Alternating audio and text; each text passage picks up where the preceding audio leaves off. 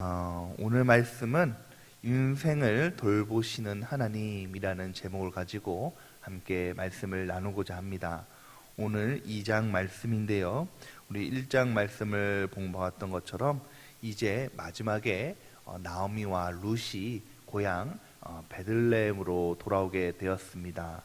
이제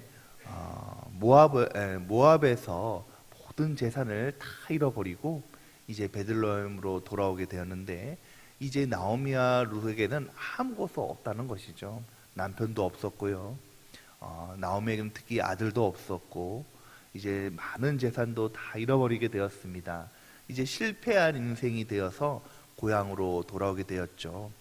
더군다나 당시에는 이제 가부된 두 여인이 따로 일을 해서 그 삶을 이어나갈 수단들이 없었다는 것이죠.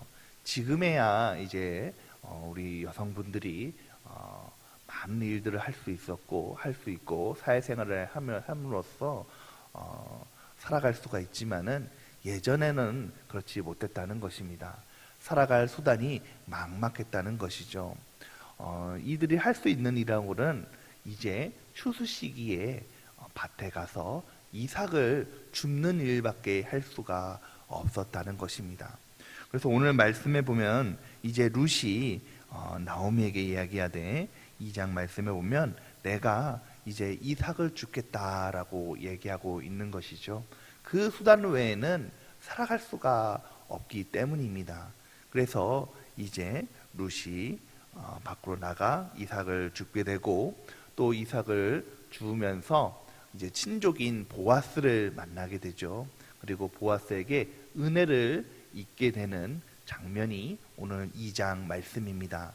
2장 말씀을 통해서 우리가 말씀을 나누고자 하는데요. 여러분, 아까 말씀드린 대로 이 두 여인은 살아갈 미래가 참으로 막막합니다. 어렵습니다. 어떻게 할 방법이 없다는 것이죠. 그런데 하나님께서는 이 두 여인에게 은혜를 베푸시고 그 두 여인의 인생을 돌보시는 하나님의 놀라운 은혜가 오늘 2장 말씀 가운데 함께 있습니다. 오늘 말씀을 통해서 이 두 여인의 인생을 하나님께서 어떻게 돌보셨는지 말씀을 나누고자 합니다. 우리 첫 번째로 우리 1절 말씀을 읽겠습니다. 1절 말씀입니다. 나오미의 남편 엘리멜렉의 친족으로 유력한 자가 있으니 그의 이름은 보아스더라. 하나님께서 두 여인의 인생을 돌보셨는데 어떻게 돌보셨냐면, 첫 번째로 하나님께서는 두 여인을 위해서 예비하셨다는 것입니다. 그렇습니다. 하나님께서는 이 인생에 필요한 것을 예비하시는데, 오늘 1절 말씀을 우리가 살펴볼 필요가 있다는 것이죠. 여러분, 이제 1장 마지막 말씀에 이제 나오미와 룻이 베들레헴으로 돌아오는 것으로 마치게 됩니다. 그리고 나서 2장 1절 맨 처음의 말씀에 어떻게 얘기하냐면, 갑자기 보아스라는 사람이 나와요. 갑자기 보아스라는 사람이 등장하면서 사실은 맥락이 맞지 않죠. 1장 21절에 이제 나오미와 룻이 베들레헴으로 돌아왔다라고 얘기하면서 2장 2절 말씀처럼 이들이 이렇게 살았다, 이들의 형편이 어떻겠고 어떻게 살아갔다라는 말들이 이어져야 되는데, 갑자기 중간에 2장 1절 말씀에 보아스라는 사람의 이름이 갑자기 등장하게 되는 것입니다. 여러분, 이것은 갑자기 등장한 것은 어떻게 하다 보니까 된 것이 아니라 하나님께서 이 두 여인을 위해서 인생 가운데 이 보아스라는 사람을 예비하셨다는 것을 우리에게 암시적으로 보여주고 있다는 것이죠. 하나님께서는 나오미와 룻이 하나님 품으로 돌아오고 이제 고향으로 돌아올 때에 이미 이 보아스라는 사람을 예비해 주셨고 준비해 주셨다는 것입니다. 그러므로 이제 하나님께서 이 보아스라는 사람을 통해서 룻과 나오미가 은혜 입도록 하나님께서 미리 모든 것을 예비해 주시고 다 세팅해 놓으셨다는 것이죠. 여러분, 이것은요, 이 보아스라는 사람이 나오미와 룻이 하나님 앞에 잘해서 은혜를 하나님께 입을 만한 행동을 열심히 은덕을 쌓아서 하나님께서 이 보아스라는 사람을 준비해 주신 것이 아닙니다. 하나님께서는 이미 어떤 선택을 하기 전에 이들을 위해서 이 보아스라는 사람을 이미 다 준비해 주신 은혜의 선물인 줄 믿으시기 바랍니다. 여러분, 하나님께서 우리의 삶도 그러하셨다는 것이죠. 우리가 인생을 살아갈 때에 이미 하나님께서는 우리의 필요한 모든 것을 다 준비해 주시고 예비해 주신 줄 믿으시기 바랍니다. 우리는 알지 못하지만 여러분, 이 룻과 나오미가 보아스라는 사람이 자신들의 인생에 준비되어 있는 것을 알고 있었겠습니까? 그렇지 않죠. 지금의 삶은 너무 어려워요. 지금의 삶은 너무 답답하고 살아가기가 막막합니다. 여러분, 이삭을 줍는 일밖에 할 수 없는 그 인생이 이 룻과 나오미의 인생이었죠. 그런데 하나님께서는 그런 막막하고 앞이 보이지 않는 그런 인생 가운데 이미 보아스라는 사람을 준비해 주셨다는 것입니다. 우리의 인생도 마찬가지입니다. 지금은 너무 어렵고 또 우리의 지금은 막막해서 앞이 보이지 않고 내가 계획했던 것들이 막혀 있는 것 같다고 할지라도 그럼에도 불구하고 하나님께서는 이미 우리의 모든 필요한 것을 아시고 공급할 것을 다 준비해 주시고 예배해 주신 줄 믿으시기 바랍니다. 그럴 때에 우리는 그 하나님 앞에 예배해 주신 그 은혜를 누리기만 하면 된다는 것이죠. 하나님을 믿고 우리는 그 삶을 누리기만 하면 하나님의 모든 필요한 것을 다 공급해 주신 줄 믿으시기 바랍니다. 신약에 하나님께서 참새도 필요한 것을 다 먹이시고 공급해 주시는데 하물며 너희는 너희가 보냐라고 말씀하셨습니다. 하나님께서는 하나님의 자녀된 우리에게 모든 필요한 것을 아시고 공급해 주시는 우리 인생을 돌보시는 하나님이신 줄 믿으시기 바랍니다. 두 번째는 하나님께서는 이 보아스라는 사람을 통해서 이 룻의 발걸음을 인도하심으로 인생을 돌보신다는 것이죠. 우리 2절과 3절 말씀을 함께 읽겠습니다. 모압 여인 룻이 나오미에게 이르되 원하건대 내가 밭으로 가서 내가 누구에게 은혜를 입으면 그를 따라서 이삭을 줍겠나이다 하니 나오미가 그에게 이르되 내 따라 갈지어다 하매 룻이 가서 베는 자를 따라 밭에서 이삭을 줍는데 우연히 엘리멜렉의 친조 보아스에게 속한 밭에 이르렀더라. 아멘. 오늘 말씀에 보니까 하나님께서 이 룻의 발걸음을 인도하셨다라는 것입니다. 여러분, 상황을 보십시오. 이 룻은요 모압 여인입니다. 나오미야 물론 실패한 인생을 하고 고향 베들레헴으로 돌아왔을 때에 고향이고 또 자신의 동족들입니다. 이웃들이었습니다.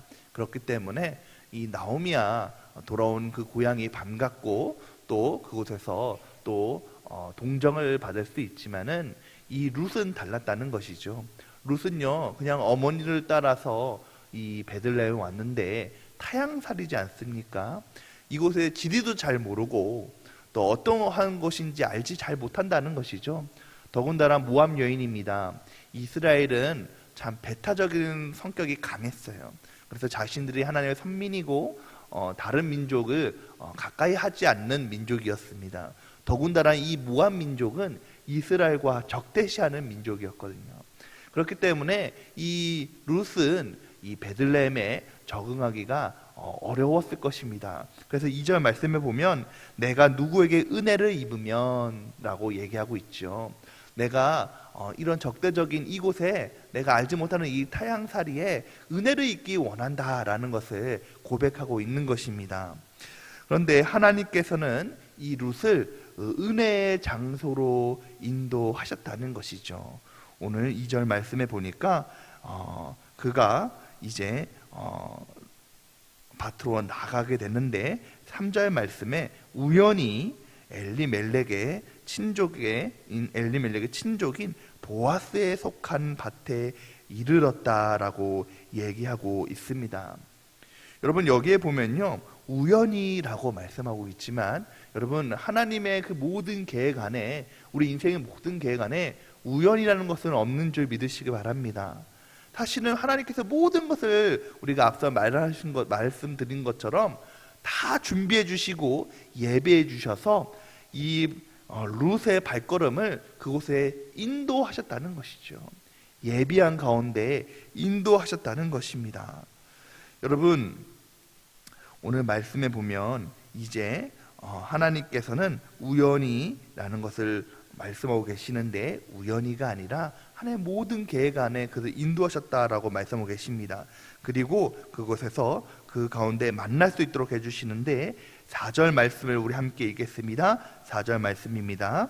마침 보아스가 베들레헴에 와서 베는 자들에게 이르되 여호와께서 너희와 함께 하시기를 원하노라 하니, 그들이 대답하되 여호와께서 당신에게 복 주시기를 원하나이다 하리라. 우연히 이 룻이 엘리멜렉의 친조 보아스의 밭에 이르렀는데, 또 4절 말씀에 보니까 마침이라고 그랬어요. 마침 그 장소에 보아스가 또 그곳에 방문하게 되었네요. 그곳에서 이제 룻을 발견하게 되었다는 것이죠. 그래서 5절 말씀에 보면 야, 이 사람이 저 소녀가 누구냐라고 얘기합니다. 그리고 룻의 형편을 알게 되죠. 그렇기 때문에 이제 룻에게 형편을 알고 이제 다른 곳에 가지 말고 내 밭에서 네가 이것을 이삭을 주라라고 얘기합니다. 여러분, 하나님께서는 이미 보아스를 다 예배해 주시고 예배한 그곳에 이 룻을 인도해 주신 줄 믿으시기 바랍니다. 마찬가지죠. 여러분, 우리의 삶 가운데 하나님께서 우리의 삶을 인도하십니다. 하나님께서 우리의 삶을 이끌어 주십니다. 여러분, 우리가 아무리 지혜롭고 아무리 똑똑한다고 할지라도, 우리가 아무리 인생의 계획을 다 세워놓고 철저하게 세우고 우리의 능력대로 살아간다고 할지라도, 여러분, 실상은 우리의 5분 합도 알지 못하는 것이 우리의 인생입니다. 아무리 인간이 지혜롭고 똑똑한다고 할지라도 5분 앞에 인생이 어떻게 될지 알 수 없는 것이 우리의 인생이라는 것이죠. 그렇기 때문에 우리는 하나님의 인도하심이 반드시 필요하다는 것입니다. 여러분, 하나님께서 우리 인생 가운데 필요한 모든 것을 예배해 주시고 공급해 주시는 뿐만 아니라 우리를 푸른 초장으로 실마른 물고로 인도해 주시는 은혜의 하나님이신 줄 믿으시기 바랍니다. 말씀을 정리하면서 여러분, 이 보아스라는 사람을 살펴볼 필요가 있습니다. 여러분, 이 보아스라는 사람을 하나님께서 만나게 해주셨는데요, 이 보아스라는 사람의 이름의 뜻은 그 안에 힘이 있다라는 뜻이에요. 하나님께서는 그 안에 힘이 있는 이 보아스를 예배해 주셔서 또 인도해 주셔서 나오미와 룻을 만나게 하십니다. 그러므로 이 나오미와 룻을 회복하게 하신다는 것이죠. 여러분, 마찬가지로 하나님께서는 우리 인생 가운데 예수 그리스도를 예배해 주셔서 우리를 회복시켜 주신 줄 믿으시기 바랍니다. 예수님 안에 힘이 있고 능력이 있는 줄 믿으시기 바랍니다.